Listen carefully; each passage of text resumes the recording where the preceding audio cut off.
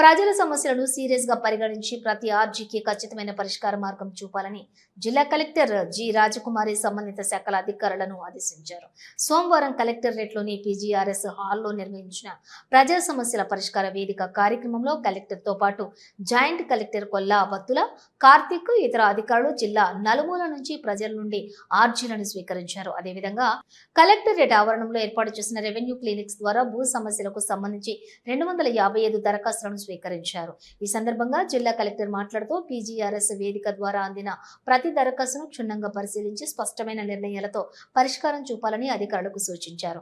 ప్రజల సమస్య పరిష్కారానికి రాష్ట్ర ప్రభుత్వం అత్యంత ప్రాధాన్యత ఇస్తున్నందున అధికారులు మరింత బాధ్యతతో చొరవతో మరియు వేగవంతంగా ఆర్జీలను పరిష్కరించాలని ఆదేశించారు.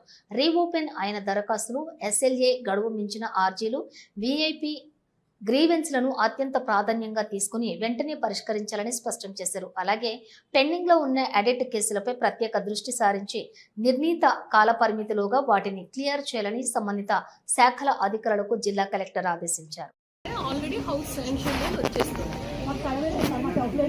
అయితే చూస్తే వాళ్ళకి ట్యాగ్ ఎప్పుడు 2013 అప్పుడు నుంచి చాలా మాట్లాడతారు. ఫైనాన్షియల్ గా రూపాయి కూడా ఇవ్వమండి, ఆరోగ్యానికి ట్రీట్మెంట్ ఇవ్వమంటే 25 లక్షల వరకు డబ్బులు ఇది మీరు కావాలంటే ఎమ్మెల్యే గారికి ఇచ్చేయండి, ఎమ్మెల్యే గారికి ఇచ్చేయండి చేస్తాం.